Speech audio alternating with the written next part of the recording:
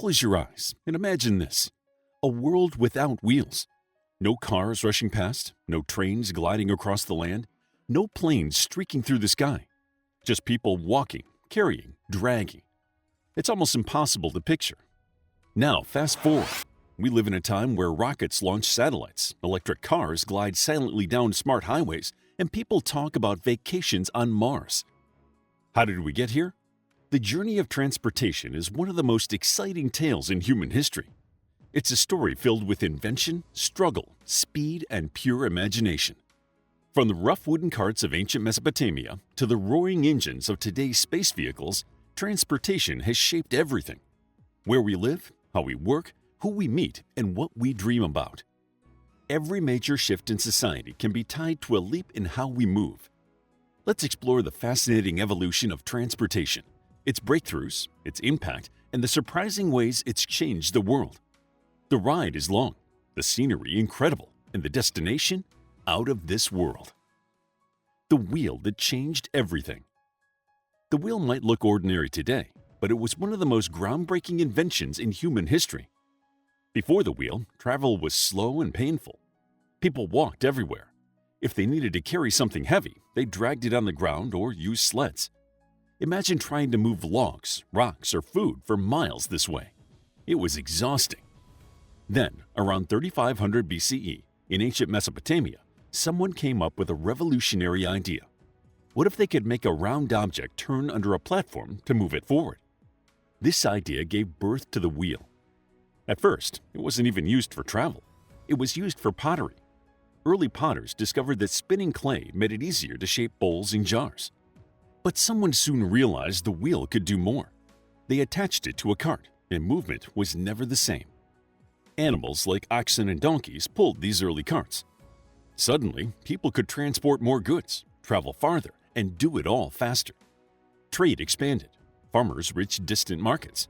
Civilizations began to grow because they were no longer limited by how far a person could walk in a day. As wheels improved, so did transportation. Early wheels were solid wood, heavy and hard to make. Later, they were made from planks joined together, and even later, with spokes and iron rims. This made them lighter and faster. Spoked wheels, for example, appeared around 2000 BCE and were quickly adopted for chariots, turning them into deadly tools of war and efficient vehicles for long-distance travel. The wheel also inspired other technologies. Think of the water wheel, which powered mills and helped grind grain, or the spinning wheel that revolutionized cloth making. Gears, clocks, even pulleys all owe something to the wheel. The idea of rotation led to major breakthroughs in timekeeping and engineering. Roads became more important too. The Romans, for example, built long, straight stone roads across their empire. These roads connected cities, allowed armies to travel fast, and helped traders bring goods across Europe. The wheel and the road worked together to shrink the world. Roman roads were so well built that some are still in use today, thousands of years later. Wheeled transportation also led to new social and economic systems. Carts and wagons meant fewer people were needed to move goods, freeing others to pursue crafts or learning. Societies could support cities, armies, and organize trade networks. The movement of people also spread ideas, languages, and cultures across regions, fueling the growth of civilizations. Without the wheel, much of history would be different. Cities wouldn't have grown as quickly. Trade routes would have stayed local. Empires would have taken longer to form. And simple daily life, moving water, transporting grain, even playing games, would have been slower and harder. So yes, the wheel is simple, just a round shape, but it changed everything. It was the first big step on our long journey of transportation, a step that turned walking into rolling, and rolling into everything that came next. Steam, steel, and the age of speed. For thousands of years, people relied on muscle, human and animal, to move. They walked, rode horses or donkeys, and floated on rivers using sails or paddled boats. It was slow and limited. Then came a blast of steam, and the world roared to life. The steam engine didn't start with transportation. In the early 1700s, engineers used it to pump water out of mines in England. But the real excitement came when people asked, what if this power could move us? By the early 1800s, steam engines were placed on wheels. The first steam-powered locomotives were born. In 1825, George Stephenson's Stockton and Darlington Railway carried goods and soon people. Trains could travel faster than horses. They didn't tire, didn't need to rest, they just kept chugging. Railroads began to crisscross Britain, then Europe, then America and Asia. In the United States, the Transcontinental Railroad joined the East and West Coasts. It took months to travel by wagon, but now days by train. People could move to new places, towns grew, and cities exploded. Trains weren't just about people. They carried coal, timber, cotton, and steel, fueling the Industrial Revolution.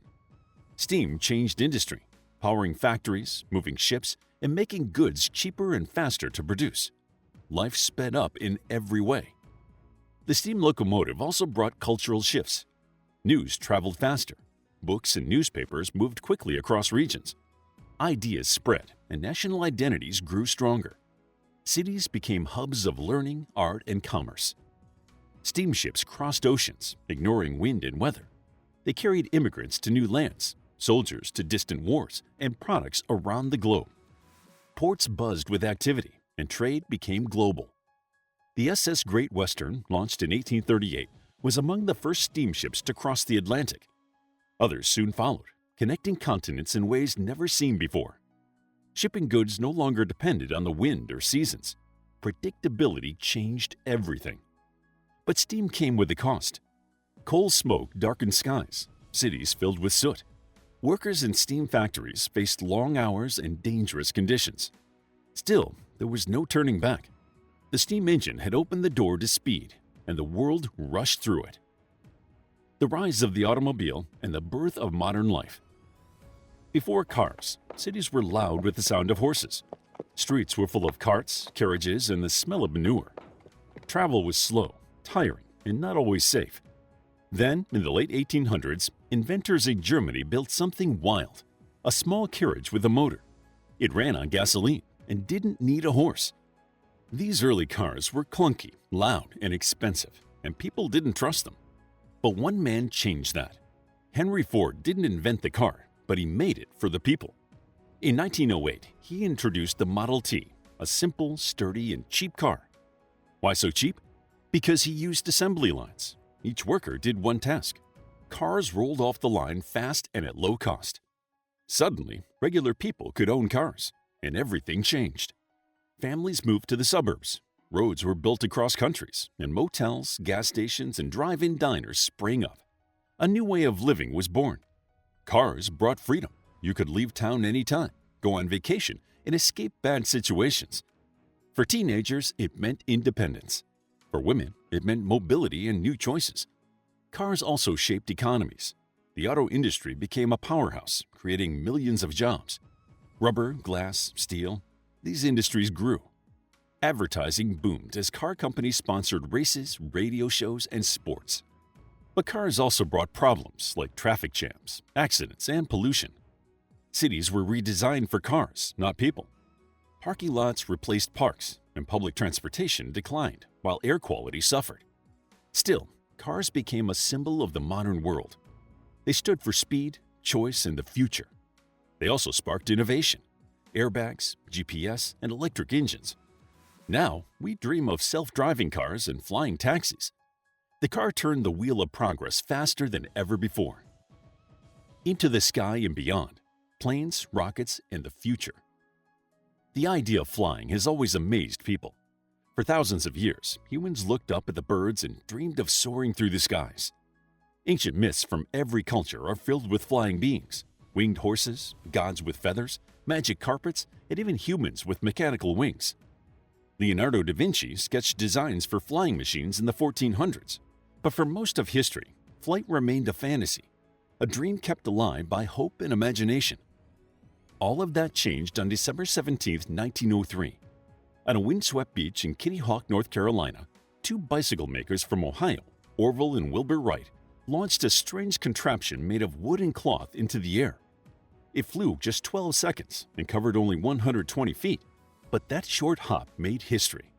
It proved that powered, controlled flight was possible, and with that tiny leap, the age of aviation had begun.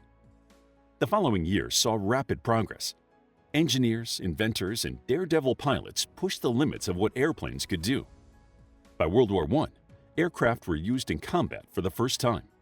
They flew scouting missions, dropped bombs, and engaged in thrilling dogfights in the skies. Though still primitive, planes had become part of war.